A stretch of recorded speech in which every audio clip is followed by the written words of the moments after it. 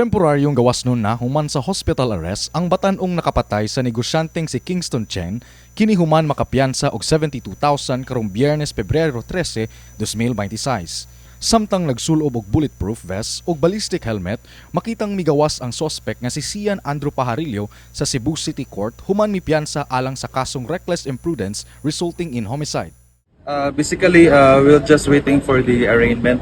So the arraignment is the legal process of the court where the accused will plead. Apan gipasabot sa tigpamaba sa Mandawi City Police Office, Police Lieutenant Colonel Mercy Vellaro Cantuna nga ang pagpiyansa ni Pajarillo wa magpasabot nga absuelto na siya sa kaso. Pag kuan magud sa piyansa, katungod man na siya sa usa ka kuano, temporary ra na siya nga kagawasan. So mao na ang mo give sa pud anang piyansa kay ang court, and during sa hearing, if naanay mga nakaschedule na mga hearing, arraignment or unsa pa na ng mga sa court na mga kuan sad po nga kinahanglan ang iyang appearance, mo appear gyud siya dito. Dili mo tingog og naghilak.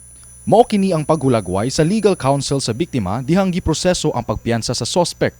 Pangangko ni Anyora nga igo na lang sa paghilak ang batanong suspect kung pangutan-on sa naitabong dugoon nga insidente. Samtang sa adlang Huwebes, Pebrero 12, unang nanggidakop sa kapulisan sa Mandawi ang 5 ka mga lalaki nga nangangkong security escorts ni Pajarillo samtang gi-hospital arrest kini. Gipaubos kaganinang buntag ang 5 ka lalaki sa inquest proceeding. Misaysay si Cantuna sa detalye sa ilang pagsikop.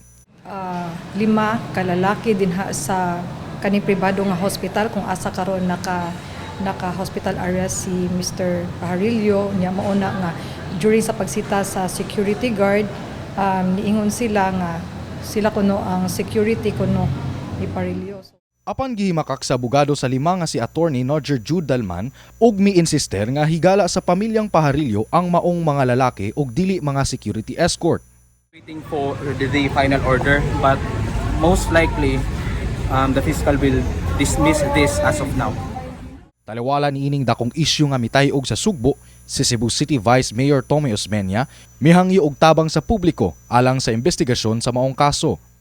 We're taking not only steps to prosecute the guy, but we're also taking steps that's preventive in nature.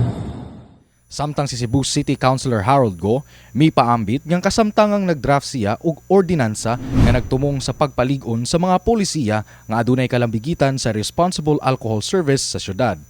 Kini si RD Morales alang sa MyTV Cebu.